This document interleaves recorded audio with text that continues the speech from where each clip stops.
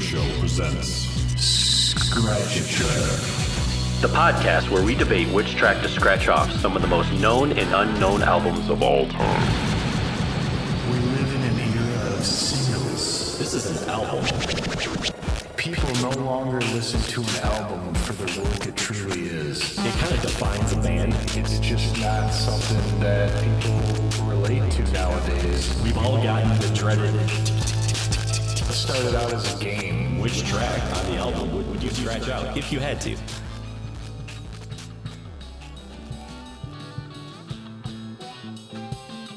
Hello everyone, and welcome back to another exciting episode of Scratch a Track presented by the Dude and Grim Show. I am the Dude, and with me as always is Grim. What up, Grim? What up, dude? All right. What do you say we catch a little fire here, my friend? Yeah, let's do that. We can start with, I was very surprised to learn what that phrase actually meant. I was as well. I mean, if you look at the cover of this classic, one of the most classic reggae albums by Bob Marley and the Wailers, I mean, he's smoking just a nice giant turkey leg. And spliff. My thought to Catch a Fire was that he's going to pass that your way, and man, you're going to check it out. But Dude, apparently it basically means like burn in hell. Yeah. Which is interesting because it goes with the album's kind of, for the most part, overall theme, which talks about social injustice and kind of the plight a lot of the, pardon me, more poor Jamaican people, I think, were going through. Yeah, it was definitely, it has the theme, and a lot of Marley's stuff is about social injustice, slavery, oppression. Yeah. And then he also talks about love and positivity and overcoming that stuff. But he definitely, he was not afraid. Like, I think remember in the documentary that I think you got me for my birthday years ago, it was something like, using his guitar is a gun. That was his like weapon. His gun. That was his weapon. So, and this is one of those albums where he definitely lets it out. But he's been known for that. Bob Marley and the Wailers, their music is known for that. Peter Tosh, even in his solo career, was very much so. Almost a little more. Yeah. It seemed a little more aggressive, wouldn't you say? With Peter Tosh, I would say, and I mean he doesn't really skirt around the issue at all. And his, I'd say his hardest hitting song on the album, which we'll get into. But yeah, I mean, he actually. You can find pictures of him online where he had an electric guitar fashioned for him that was in the shape of an M16. Right. I mean, it was badass. So like he's literally using the guitar as your weapon at that point. Yeah. Yeah. Well, maybe before we get into talking a little bit about just this album in particular, just going back and talking a little bit more about reggae and the reggae sound and Bob Marley's sound. For me, and it's just as kind of, I would say, maybe your average listener, a lot of times I would say musically, there isn't something that stands out in a typical manner of some of that music or other bands and albums where like, oh man, that was just a killer solo, or he really shredded the vocals on this one, or there's this awesome drum intro and whatnot. A lot of the reggae sound, at least that I've heard, kind of has a formula to it a little bit. It's a groove. Yeah, it's a groove. Well, and so go on. Yeah, and I was just gonna say, to me it's maybe not. First of all, that's okay.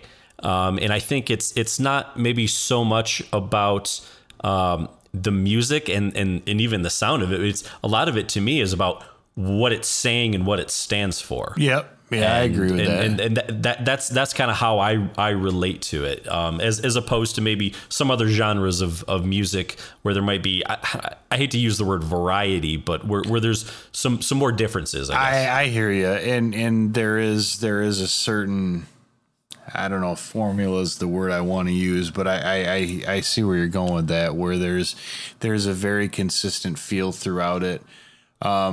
And sometimes it's like about the riffs that are buried deep down in there. Sure. It's they really put it together nicely. And one thing that I've always found interesting about it is typically you don't always think of the guitar as a rhythmic instrument, but they use it that way, which is cool because it's both rhythmic and tonal at the same time. Yeah, which I think is cool, and it does kind of have a bite, on those. Yeah, it does. It's really interesting. Just there's not.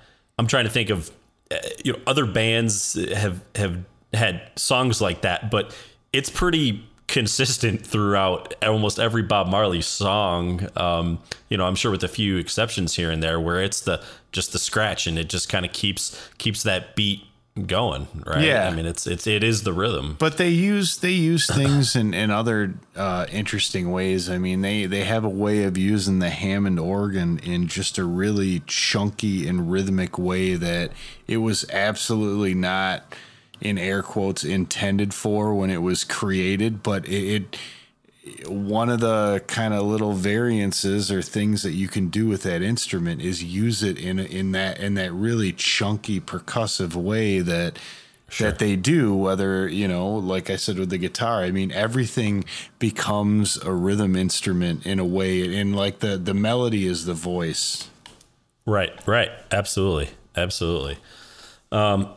So I know you and I both found this a little interesting, but this is the fifth studio album of Bob Marley and the Wailers, and it was released in April of 1973, and actually it was their first album that was released on Island Records. I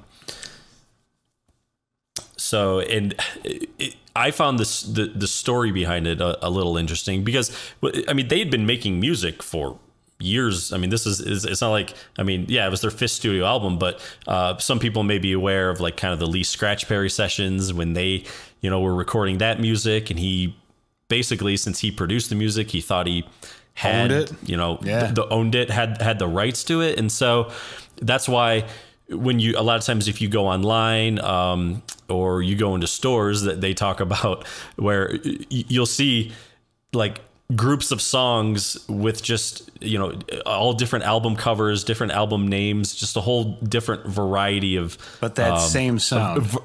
Basically of versions of stuff. And like, a great sound. I mean, honestly, that is some of my favorite recordings of theirs. I feel like he did capture something in those recordings that I don't know that anyone else ever got the same. I'm not going to say got it right.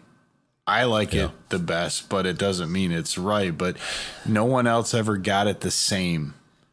Yeah. And I, without really pulling everything up, I can say that at a minimum, Stop That Train, which is on Catch a Fire, is in those sessions.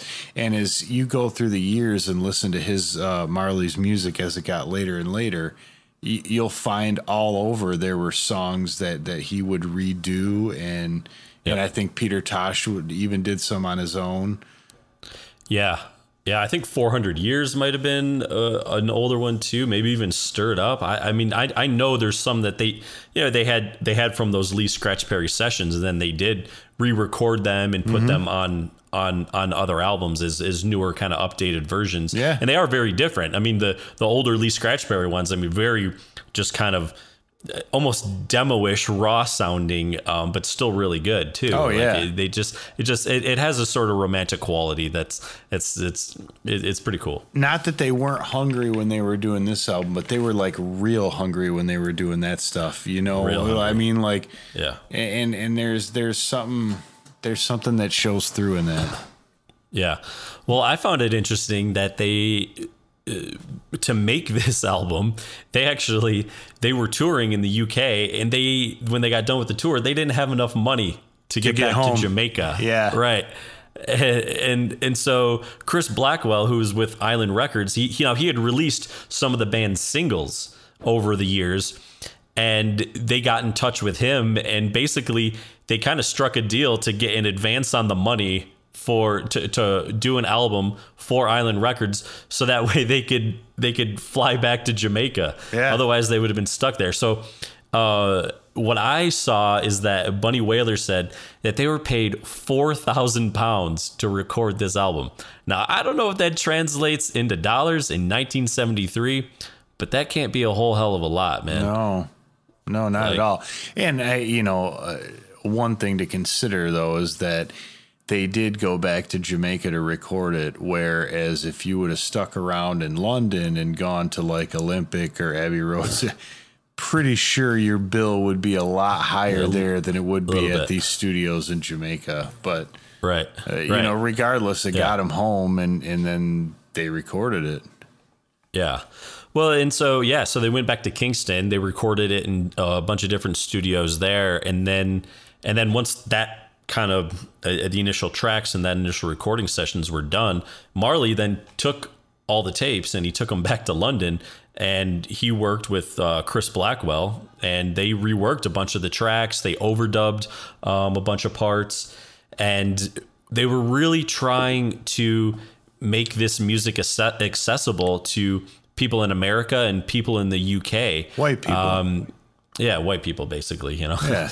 And so they were doing a lot of things to, I think Chris Blackwell said it was like the most overdubs he had ever put on a record to that point, because they really wanted to enhance the songs, because the market they were going after was kind of the rock market. Yeah. And it needed to have a certain, I guess, dynamic level of quality. Yeah. Level of quality where people, people are going to want to buy that. So, well, one thing I would urge anyone who hasn't, or if you have, you would know what I'm talking about. But if you were to go and download this from your favorite streaming service at this point, you would probably get Catch a Fire as 2 discs, if you will. And the first one would be the Jamaica versions, and the second one would be the version that if you ever bought this on CD when you were younger, that's the version you would know. And there is a very distinct difference between those two, and it struck me. I was listening to it today to brush up on it, and it struck me listening to the Jamaican versions, because all the keyboard parts, except with the exception of the organ, a lot of those keyboard parts are gone.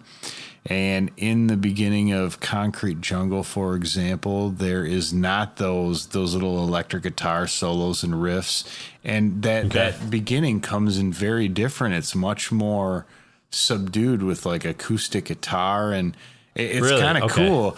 Yeah, I need to listen to it then. Yeah, I would recommend it. And I was kind of torn on it, because there are some songs or some parts of songs, maybe even, that I liked the version that I knew better, because I like what they did with some of those overdubs and the keyboard parts. I think it adds to it without taking away from what was already there.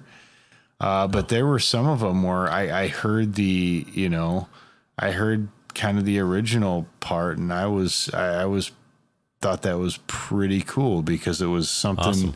It was probably the way they intended it, more or less. Because I don't think they went into the studio thinking, we'll just let a bunch of white dudes come and overdub electric guitar parts and everything else on this. Yeah. Now, to your recollection, did Bob's vocals, did they sound pretty much the same, or did he redo some of the vocals too? They did redo some of the vocals too. It really struck me in Concrete Jungle. Okay. Because you get to know an album and you know every nuance of it, and you can sing along with it. But when you're singing along with it, and all of a sudden, like, it doesn't match up with what you're singing, you're thinking, like, what the hell? Yeah. No, it is amazing when you do that with certain albums, and just the certain way they sing it, the inflection, the tone, the cadence, all that stuff. And all of a sudden there's like a different version. You're like, wait a minute, it's a little off. A little off. So, so yeah, I mean, this album came out, and I mean, it sold and whatnot. I mean, it didn't go like triple platinum crazy, but I think it did reach that a little bit wider of an audience. And oh, sure. At the time, I think they said it peaked at 171 of the Billboard 200, which at that point for just like, most people being exposed to reggae, that's probably not that bad for that year. If you think about in 73, I mean, you're dominated by basically British and American rock. I mean, yeah, totally. There was maybe a handful of Canadian bands in there, like the Guess Who or something, that were probably charting, but I mean, most of it was British or American. Yeah, I think that's definitely it. I mean, that'd be a tough market to break into, and I think Chris Blackwell even said that people just they weren't listening to reggae back then. That just wasn't, people just weren't into it. And I think it's one of those things that, over time, and probably even after Bob Marley's death, more people are probably bigger fans of it after he died than while he was actually alive. Sure. As far as Americans go. But I mean, one thing you have to consider is how many people had been there to actually be exposed to it. And you just didn't have access to music at that time the way that we do now. Right. Unless you knew about it from something very specific, you probably wouldn't. But it's funny you talk about that sound. I was thinking about it, and I was listening to it outside today, and the sound is so specific because my daughter, who's 5, having no real, I mean, she's listened to a ton of music because my wife and I do, but she, doesn't have her own record collection yet. Not yet. Yeah. She heard it and she goes, "Dad, that sounds like beach music." I mean, and it makes sense. Yeah. But for a 5-year-old, for a 5-year-old with like no real basis in any of it, that's kind of telling. Yeah, definitely. No, it certainly is funny. That's really cool, man. Really cool. Well, I think we're probably getting to the point where we can kind of start getting into this album. What do you say, my friend? I do, with the exception of the cover, Deuterino. Oh, okay. Oh, yeah. Yeah. Good. I'm glad you brought that up, because that was another thing that I was actually going to say. Like, a lot of people, I judge books by their cover. I judge albums by their cover. Mm-hmm. And we'll talk about, the cover, and the first 20,000 were different than the CD cover that we see of Bob Marley smoking a big spliff. I don't know if I'm going into a store. I mean, I guess in 73, if I see a dude smoking a big spliff on the front, I might be interested in it. But do I want to spend the $10, $15 taking a chance, especially if it's somebody I've never heard of? I don't know. Yeah, sure. Plus, it was probably in like the world music section, not like, I don't even know. I mean, if you went to a record store in 73, do you think reggae had its very own section? I mean, it seemed like such because a niche, I imagine at that point you basically had blues, jazz, and rock. You had no hip hop yet. Maybe you'd have like soul, but yeah, I don't know. Well, why don't you tell us about the first cover of the album? Well, yeah, I didn't know about this until I read about it, and the first cover was obviously a vinyl record at the time, and it was an outer cover that was made to look like a Zippo lighter, and it actually had a little piece in there, so it was hinged, so when you would open it would open up as a Zippo lighter would, which apparently that's a collector's item. And I mean, dude, no shit, I would love to have that in my vinyl collection, but I've never even seen that other than just the picture in here. I swear to God, I have seen it. I swear.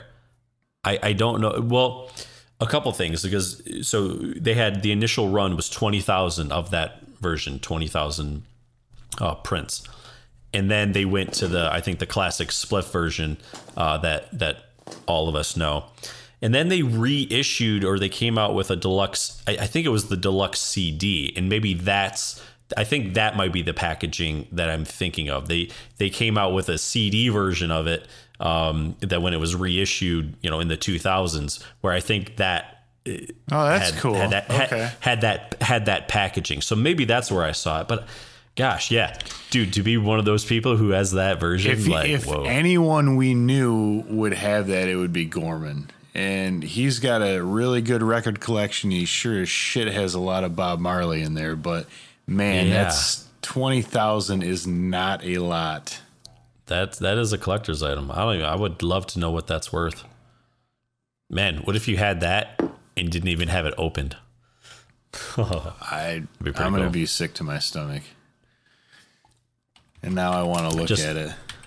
Not on camera. Yeah. Now I want to look at it. Yeah. Well, I think while you're looking that up, we can kind of get in. I'll start talking about the album a little bit. It obviously came out as a record, 2 sides. And it's a pretty short album. I think it was about under 40 minutes, and which I guess most albums were back then, but 36, 37 minutes. And now I forget what I saw online was that it has 9 tracks and it ends with Midnight Ravers. But then there's other versions that you've seen, right? Yes, there is the version that I think we would know that was probably the one we would have bought at the time, which was like a remaster, and there were 2 tracks at the end, High Tide or Low Tide and All Day and All Night. However, if you look at the Jamaican versions, all those were included. Right. So, pick a version. Well, yeah, for sure. I mean, I'm going to have to go with the original release just because that's what we were privy to as we would have gotten. And I think that most people who would listen to this have. I haven't heard about a big following in Jamaica at this point. No. Definitely. So, yeah, I mean, you kind of go with those original 9 songs, and that's that's what you got. Cool. Well, the first song off side 1, Concrete Jungle, and I mean, what a great way to start the album. I'm sure you will not be scratching this, and I won't either. This could be my favorite Bob Marley song. The other one, my other favorite Bob song is Misty Morning, which is off Kaya, but this song to me is just, it's pretty badass. And it's one of my favorite. I mean, easy. Yeah, I feel like this is one of the songs, and when I listened to it recently again, that to me, it actually maybe steers away a little bit from the traditional kind of reggae sound. Like to me, it has a real kind of funk feel to it. And I really like the intro. So, not to say, I mean, it's still reggae, but I feel like all the Marley that I'd listened to earlier and a lot of the other songs on this album, I would call more reggae. But it just kind of has that thumpy, bumpy kind of funk feeling to it. And I don't know, I just like the way it moves. The intro is cool. It's got, it's just funky. And I think it's got great lyrics. And I don't know, but again, traditional kind of scratching of the, guitar reggae sound and everything. So yeah. Yeah. And I think that one thing you mentioned is that it felt a little different from that. And I feel like that's partly due to the intro. The intro is just once you get into the song, it kind of goes into more what you would expect, but that intro is a little different. And, again, I hate to bring it up again, but I would check out the Jamaica version because the intro is a little different and it's kind of cool. It's almost like a little darker. Right. Cool. Yeah, I'm definitely going to check it out. But definitely. If you talk about the theme of this album of kind of like oppression and kind of urban play. I mean, this song you couldn't nail it any better than the title and the lyrical content of this song. Right. Yeah. What does he say? He's like, there's no chains around my feet, but I'm not free. Is basically, he feels like, he's free, but he doesn't have the feeling of that, and he's trying to navigate the world and how how you do that. So it's a good song. I'm loving it for sure. Yeah, one of my favorites, and of course, then you continuing with the theme of oppression, goes into Slave Driver, which you're going like right to the root of it there. I mean, yeah. The next two songs actually, because you're talking about slavery basically, and then the history of slavery with 400 years. But yeah, with Slave Driver, which I think many people may confuse the title as Catch a Fire. Right. Understanding the real meaning of what they meant when they said Catch a Fire makes complete sense as I listen to that song now. Definitely. No, yeah. That's the one thing that stood out to me as well. It definitely became more apparent making that connection. Because it's not when you put that translation in there, it's not as, I guess, is almost happy. It's like, oh, cool, catch a fire. All right, let's get baked, right? Like it's not that. I know, and that's the weird part, because Slave Driver as a song doesn't have as dark of a feel as, say, it's the one that comes after it, 400 years. And right. It's interesting because it's talking about slavery, but it doesn't feel as dark as the lyrical content is. Right. I agree. But and like you said, then you go into 400 Years, which is Peter Tosh's first song on the album, and I think, like we mentioned earlier, he definitely seemed to take more of a darker, I don't know if I'd say aggressive approach, but I feel like when you compare his work to Bob's work, Bob's talking about love and this, and it's kind of upbeat, where Peter Tosh is a little more intense. Dude, he had a guitar fashioned like an M16. I mean, what else do you need to say? Yeah. No, so this song is definitely, definitely much darker. And but when I was reading the words, it's kind of like he wanted people to be like, hey, it's been 400 years of this. Like he wanted them to this was almost, you want to know, this is what I made the so Bob does, like, get up, stand up for your rights. This is almost like his get up, stand up, because he's telling people, like, hey, we've been putting up with this shit for a long time. Like, get off your ass. Like, know that you can do this, and we can do this together. We got to do it. He's like, you've got the ability, you just can't see. You got to open your eyes and see. Yeah. And I think it was kind of like a rallying cry. But you contrast that with the way Bob does it, and you listen to a song like Get Up, Stand Up, and the feelings are very different, but the messages are pretty much the similar. Same. Yeah. So. Yep. One thing that I always really liked about this song musically was the intro to it gives you this beat, and it feels faster than anything that's come in thus far on the album. And then all of a sudden, when it actually hits, it fucking drops right out to halftime and goes right into the reggae beat. But I love how it tricks you with that, because it wants you to feel like this is really gonna pick up more than anything else, and then it just it just jumps right back to it. It's sweet. I really like. It's funny. I'm glad you brought that up, because I've noticed that and felt that, but I haven't been able to kind of articulate it that way, where it has always felt like you're just starting to listen to it, and then the way it just shifts, it's almost uncomfortable a little bit. Yeah, I know. When I listen to it. Yeah, it does. So, and so we actually have the next song, we have back-to-back Peter Tosh songs. He did the Stop That Train as well. Which is, again, singing about the troubles in Jamaica, and he wants to get out. It seems to me like is what he's kind of saying in a much less aggressive way. But again, in context, I mean, they were doing this song when they were recording with Scratch Perry, which was what, at least probably 5-6 years earlier. Yeah, so I mean, we're talking mid to late 60s ish, right? Yeah. So yeah, this song had definitely been around for a while, and I imagine in those 5 to 6 years, not a whole hell of a lot has changed. So like, you know what, this song's still relevant. I think we're just gonna put it out. Yep.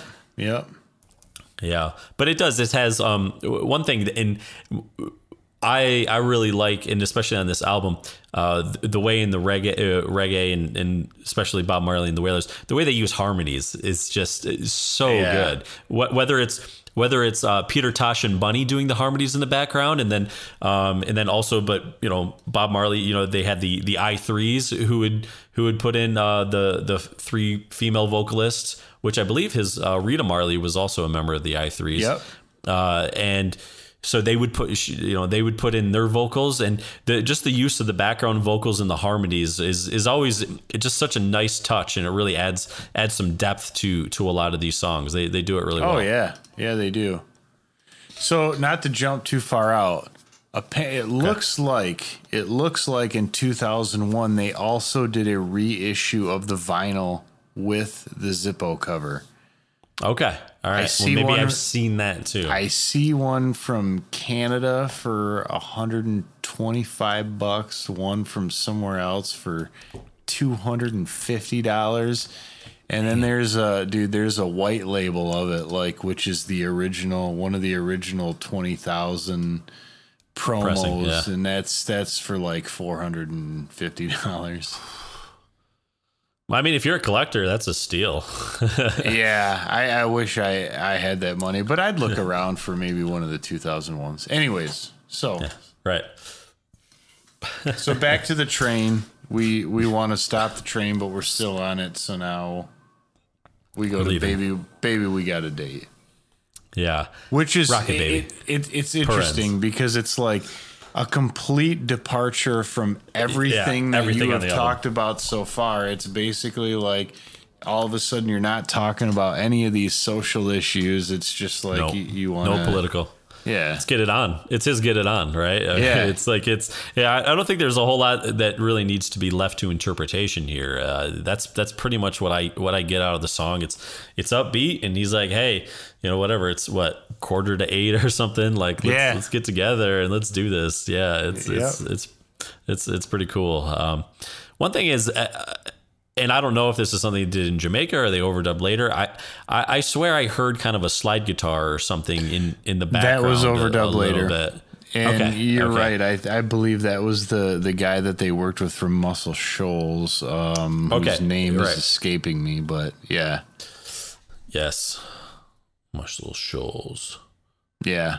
But basically a hired gun, you know, studio musician. And honestly, a lot of the stuff that he put in, I think is pretty cool, because one thing that I had read, that this guy didn't even know what reggae was, and they just they got him to do this. Yeah, Wayne Perkins, it looks like his name is. Yeah, didn't know anything about reggae, and so they're like, yeah, here, put some guitar parts on this album. And I think he did a pretty cool job, because it does do a fair job of bridging that sort of gap, and I do like the slide on that song. Yeah, totally. So then after Baby, we got a date, and we got it on. We're going to flip it and rip it. We're going to stir it up. And I think this is a great way to start the second side of the album. I think it's a really strong song personally. And and in the way it kind of just comes in. There's some, and maybe you know what it is, but it's the way it sounds. There's an interesting sound in the beginning, and I don't know if it's like a synth or a keyboard or some kind of twangy guitar, but it has something in it that really stood out to me, and I feel like you don't typically hear it in like a reggae song. I honestly think it's just an electric guitar going through a real slow envelope filter. So, I mean, you know, like a wah-wah pedal, right? It basically changes the tone from low to high with the movement of your foot. An envelope filter is the same thing, but it's a pedal, and you can set it so that it just automatically does it when you hit it. Okay. So you play the chord and it would go like, so you can set it to go from low to high. So and it just kind of like it sounds like it opens up, you know? Okay, cool. Yeah, I was wondering what that was, and that's it's got to be what it is. Yeah, I think it's just a real slow envelope filter. Yeah. Yeah.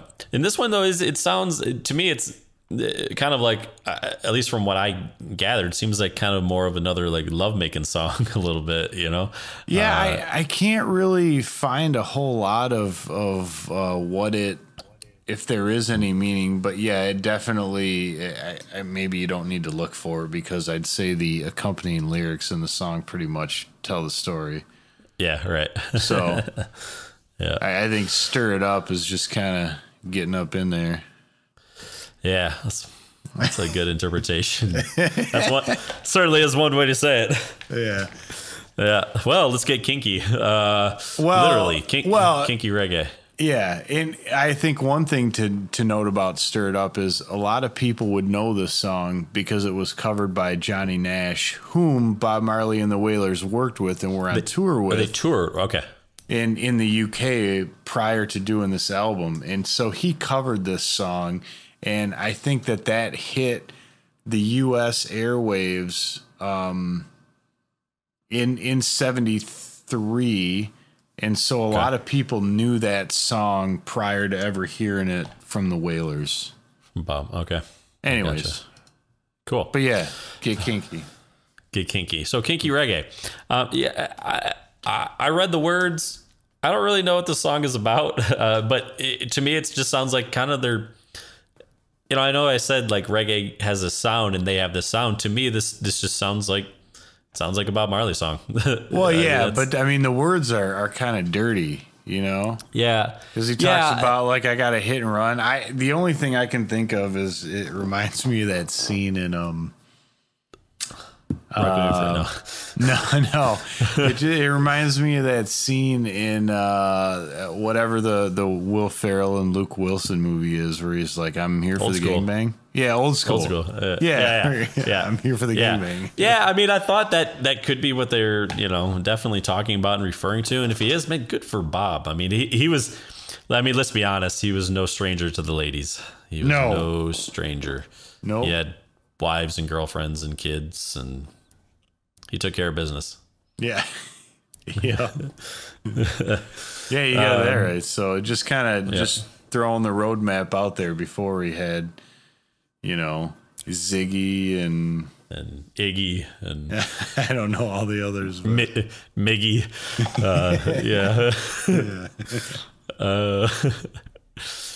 So then we go to the 8th track. And that is No More Trouble. And this is a much slower, darker song. And it does get back. This song gets back into the more of the, political, I guess, aspects. But it comes from more of a peaceful perspective, I feel. With, basically saying, no more trouble in the world. It's a call for peace and acting in love. Like, hey, can we just stop it? So that's essentially what the song's about.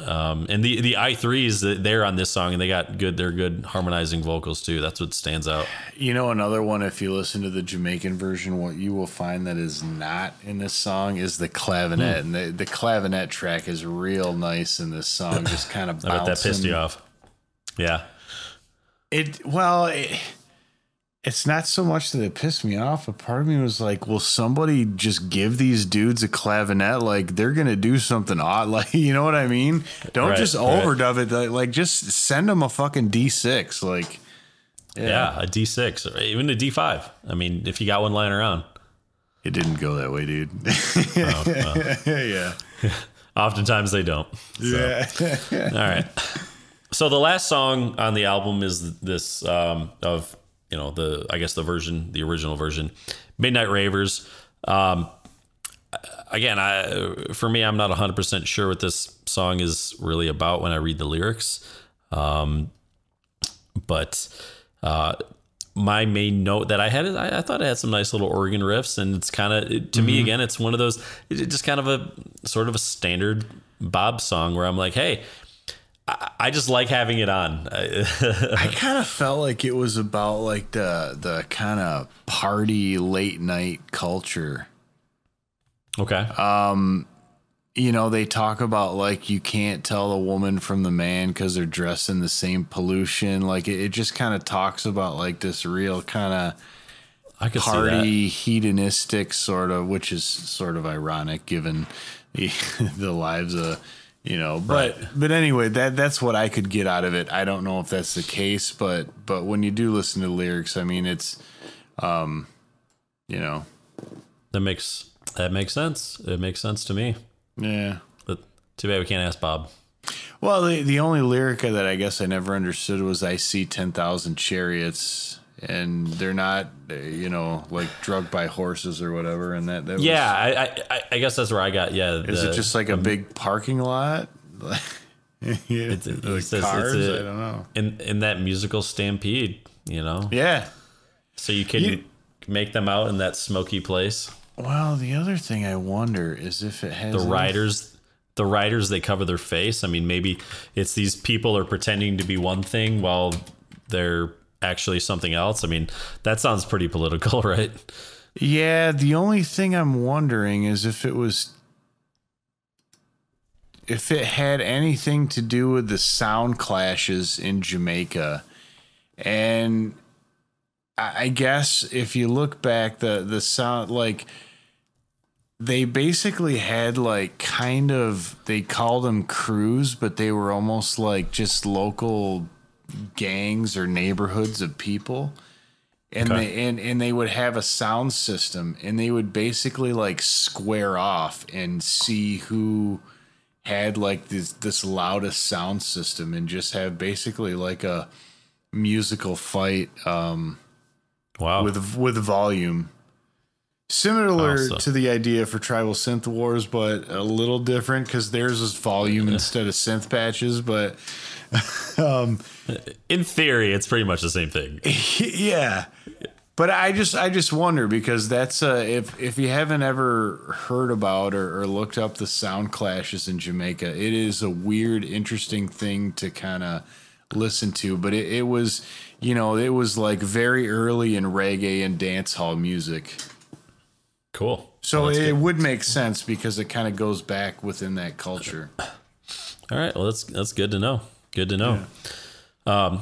Well, one thing, and we haven't discussed this actually, but there's a lot of political songs on this album. Now that we're at the end of the album, we're going to pull out our screwdrivers. But I think in this case, Grim, I think we should pull out our razor blades, because as you might remember in the documentary that I have, there was a lot of political turmoil, and they had a lot of censorship.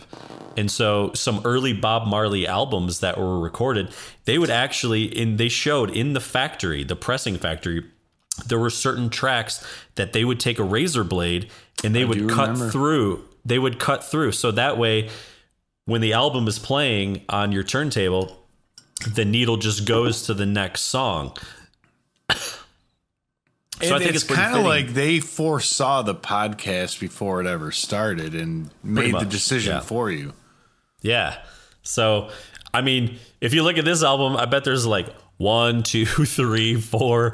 I mean, dude, there's like 3 songs that you probably would hear that wouldn't be scratched from them. They'd be like, Baby, We Got a Date, Stir It Up, and Kinky Reggae. After that, it's, you know. Yeah.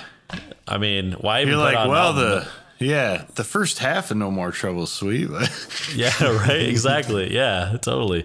I do remember that now, and that's a really interesting point. And I think that was primarily a Jamaican thing, right? Yeah, no, it was. Yeah. But I think, and I'm not sure, obviously there's been turmoil, but I think by the time this album came out, I could be completely wrong. Maybe the certain leaders and certain powers were not, you know, in power at the time when those the earlier Marley records and stuff came out, so that I think the censorship might have gotten lifted a little bit. Well, yeah, this was definitely pre-Manley and Siaga, right? That's what I don't know. I think this album might be I don't know. I thought that was later, but I could be wrong. I think or not album. I mean that whole period. I guess. Era, yeah. I think did Manley win and he took over? I think he did. I got to brush up on my Jamaican history, man. Yeah. This is not what it used to be. So, well, anyways, I'm just gonna watch that documentary. Anyways, all right. So, I think for this one, we need to pull out a razor blades. Yeah. So, I think it's time. You wanna scratch first? Yeah. If the razor blade's in my hand, I'm gonna take a big cut through Kinky Reggae, dude. Oh, okay. All right. It just it's a fine song. I mean, I don't have anything against it, but it just because lyrically I don't really see it as being about a whole lot given the weight of the rest of the album. It's kind of hard to categorize it in the same, you know, I guess it'd just be because of that, it'd be an easy one for me to scratch. Yeah, I can see that. And to me, like, I think just like we said, like Baby We Got a Date, Stir It Up, and Kinky Reggae are kind of more the lovemaking songs or whatever on the album. But to me, Kinky Reggae, it's not as sexy as Baby We Got a Date or Stir It Up. So I think that's why, you know, I would agree with you with you know, if I had to pick from those three songs, Kinky Reggae would be the one that I would cut. The one I actually have, and I think it fits the album and it fits the theme of the album very well, but I don't know, maybe it just doesn't really do it for me as much. I love Peter Tosh, dude. I love him, but there's a part of me that's like, you know, I only want to give you one song in this album. So I'll give you 400 Years, Peter, but I'm going to scratch out Stop That Train. Oh, really? Okay. Yeah. For me, there's just something that it just doesn't do it for me. I mean, I like Peter Tosh and everything, but when I'm listening to this album, and I think he's a great artist, but I kind of want to just hear Bob. But I think 400 Years is great. I think it's a really good statement. I think it's a powerful statement. And I feel like it's a stronger, when I look at 400 Years and Stop That Train, I feel like 400 Years is the stronger song of those two. So okay, that's kind of why I go with Stop My Train. No, that's fair. Well, it's stopped now, dude. Yeah, it's done. It's scratched. So, well, I think that wraps up Bob Marley, Catch a Fire, a really good album, and we highly recommend listening to it. Whenever there's multiple versions out there, you can listen to the Jamaican one, the American one, the one with 11 tracks instead of 9 tracks. I mean, you have options. You definitely have options. So, so we're good. I think Bob Marley, Catch a Fire is officially scratched. By the Dude and Grim. Yeah. First reggae. Yeah. First reggae. Yeah, it's our first reggae. We'll have some more. Jeez, I don't even know. You know, before we get off here, I saw a lot of things where this was ranked in some of the rankings. It was ranked of all-time albums just behind Legend. And I'm like, dude, Legend is a compilation. Yeah, like, thank you. Like you can't do that, man. Dude, that's the one that you listen to when you go to a resort on vacation. Yeah, sorry. that's fine. Like, if you really like the Wailers and Bob Marley, like, you're going to listen to their albums, not fucking Legend. Not Legend. So, yeah. No woman, no cry. All right. Yeah. All right. Well, on that note, everyone, thank you for listening. It was a fantastic time. I'm glad we got to bring a little reggae into your life. And hopefully... we scratched Catch a Fire, and we scratched all of fucking Legend right there. I know, dude. We should have been smoking a bowl. Jeez. This is, what were we thinking? I'm just drinking a seltzer. So, anyways, on that note, we've obviously rambled on way too long at the end of this, so we're going to sign off. Take care. We'll be seeing you soon. Scratch a Track is produced by the Dude and Grim. Additional music provided by More. That's ... MORE and the Tims, TIMNZ. Copyright 2020. The Dude and Grim Show.